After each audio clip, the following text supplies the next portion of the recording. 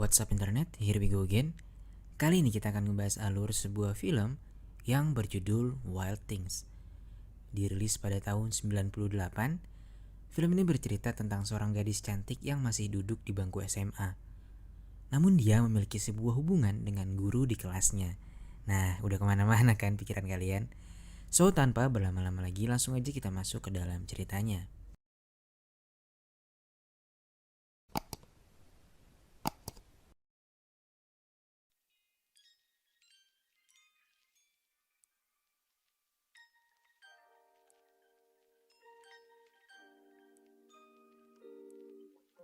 Film dimulai dengan menunjukkan seorang guru bertampang maco yang bernama Sam Lombardo. Ketika itu dia sedang melakukan kegiatan belajar mengajar di hadapan murid-muridnya. Setelah kelas itu selesai, seorang murid cantik bernama Kelly menghampiri Lombardo. Dan murid itu mengatakan bahwa ia ingin menumpang kepada Lombardo karena ibunya nggak bisa datang untuk ngejemputnya. Dan sebagai gantinya, dia akan mencuci mobil milik gurunya itu pada hari Minggu.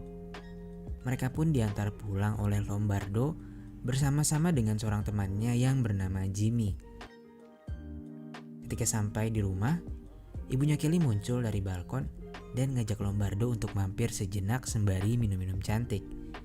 By the way, ibunya Kelly ini dulunya emang pernah ada hubungan sama si Lombardo. Tapi ya karena udah putus, makanya Lombardo nolak ajakan ibunya Kelly. Hari Minggu pun tiba dan Kelly datang bersama dengan seorang temannya. Mereka berniat untuk mencuci mobil milik Lombardo sesuai dengan janji yang pernah diucapkan tempo hari. Lalu mereka berdua pun mencuci mobil Lombardo dengan sangat bersih. Ya, sembari main-main air gitulah. Setelah selesai, Kelly menyuruh temannya untuk pulang. Sedangkan dia ikut masuk ke dalam rumah Lombardo. Karena bajunya basah, dia pun langsung menunjukkan bajunya yang basah itu di depan mata Lombardo. Nah, tiba-tiba Kelly keluar dari rumah Lombardi sembari berlari dan dengan wajah yang sedih gitu, serta baju yang sedikit robek.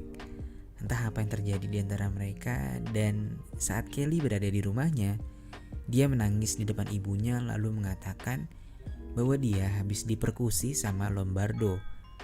Ibunya pun sangat marah kepada Lombardo, lalu melaporkan kejadian tersebut kepada pihak kepolisian. Namun, pihak kepolisian tidak begitu saja mempercayai apa yang dikatakan oleh ibunya Kelly. Karena mereka, para polisi, mengetahui bahwa Lombardo ini memiliki track record sebagai guru dan juga warga negara yang cukup baik.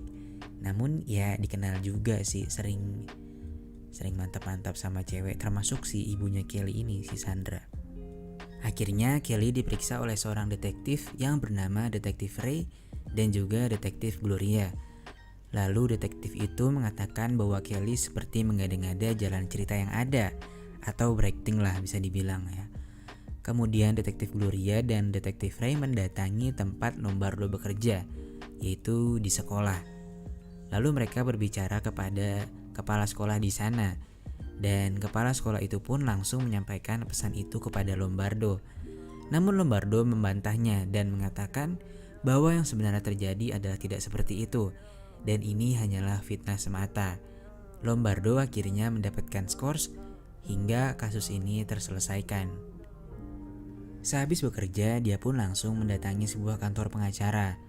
Pengacara itu bernama Mr. Kenneth, dan pengacara itu pun berjanji kepada Lombardo akan menuntaskan permasalahan yang ada untuk mencari bukti yang sebenar-benarnya, namun dengan bayaran yang cukup tinggi.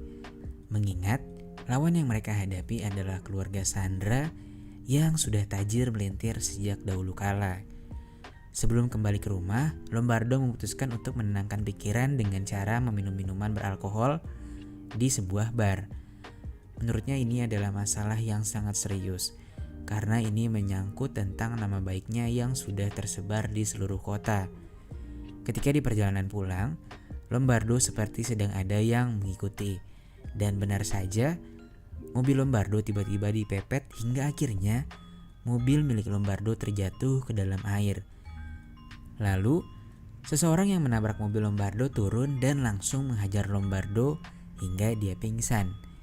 Nampaknya pria itu adalah pacar dari ibunya Kelly. Keesokan harinya, pengacara Lombardo datang ke rumahnya. Lalu mereka bercerita bahwa orang tua Kelly adalah orang terkaya di kota ini. Jadi menurutnya cukup sulit jika harus mengalahkannya. Karena ya bisa aja mereka nyogok atau pakai pengacara yang paling mahal dan juga yang paling terbaik di kota itu. Kenneth pun menyarankan agar Lombardo mengakui perbuatannya saja, supaya hukumannya mendapatkan keringanan. Di sisi lain, detektif itu terlihat sedang menemui salah seorang murid yang diduga pernah melakukan mantap-mantap dengan Lombardo. Murid itu bernama Suzy. Akhirnya, Suzy pun menceritakan kejadian setahun yang lalu di mana gurunya itu yang bernama Lombardo memaksanya untuk melakukan mantap-mantap. Dan menurut detektif, sebaiknya si Suzy ini bersedia untuk dijadikan saksi di pengadilan dalam kasus Kelly. Beberapa saat kemudian, pihak kepolisian memutuskan untuk melakukan penahanan kepada Lombardo dan dia ditetapkan sebagai tersangka karena bukti-bukti yang sudah cukup kuat. Dan tak lama kemudian, persidangan pun dimulai.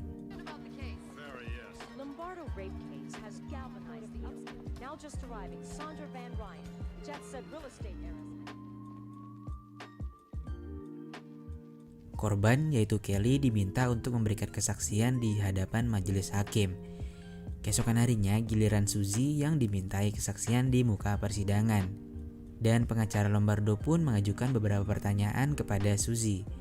Dia bertanya kepada Suzy kapan Lombardo menidurinya. Dia pun menjawab pada tanggal 23 April tahun lalu. Pengacara itu pun bilang kalau pada tanggal itu si Lombardo ini sedang tidak berada di rumahnya, melainkan sedang berada di Hawaii dan berlibur bersama dengan pacarnya. Hal itu diperkuat dengan bukti-bukti yang diajukan oleh pengacara Lombardo. Pengacara itu pun terus mengajukan pertanyaan yang mengintimidasi, lalu mengatakan bahwa Suzy sudah memberikan kesaksian palsu. Hingga akhirnya Suzy pun jujur bahwa sebenarnya hal yang baru saja diungkapkan adalah sebuah kebohongan. Dan dia mau berbohong hanya karena memiliki permasalahan pribadi kepada Lombardo. Suzy juga membuka bahwa dia bekerja sama kepada Kelly. Alasannya pun sama, yaitu karena dendam, di mana sebenarnya dia sangat menyukai Lombardo. Sementara Lombardo lebih memilih meniduri ibunya ketimbang Kelly. Kelly yang kesal akhirnya melempar Suzy dengan gelas minuman. Dan persidangan pun ditutup dengan Lombardo yang terbukti tidak bersalah. Lalu di perjalanan, pengacara Lombardo menyarankan Lombardo untuk menuntut balik keluarga Kelly. Awalnya dia menolak, namun akhirnya dia menyetujui. Orang tua Kelly yang tak mau putri kesayangannya dipenjara akhirnya melakukan segala cara agar bisa berdamai dengan pihak Lombardo.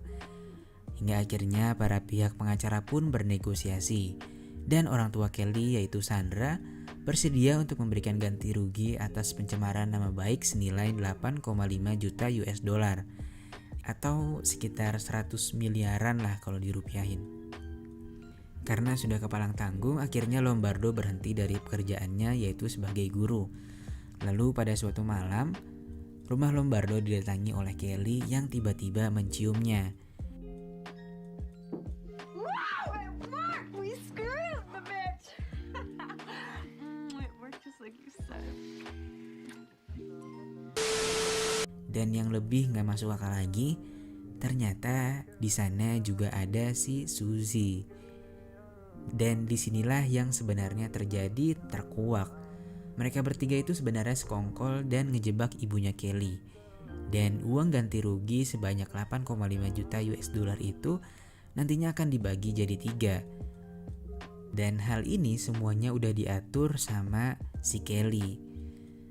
Dan kemudian Lombardo mengajak mereka bertiga untuk apa? Untuk threesome tentunya. Oke. Nice. Detektif yang sebelumnya mengurusi kasus ini mulai curiga dan mengatakan bahwa mungkin saja mereka bertiga saling bekerja sama. Dia pun mulai memata-matai Lombardo. lalu menghampiri Kelly dan mengatakan bahwa dia sudah mengetahui persekongkolan mereka. Namun Kelly tetap stay cool dan gak termakan ancaman dari detektif itu. Lalu detektif Ray juga mendatangi Suzy dan mengatakan hal yang sama seperti Kelly. Suzy pun percaya dan termakan omongan Ray.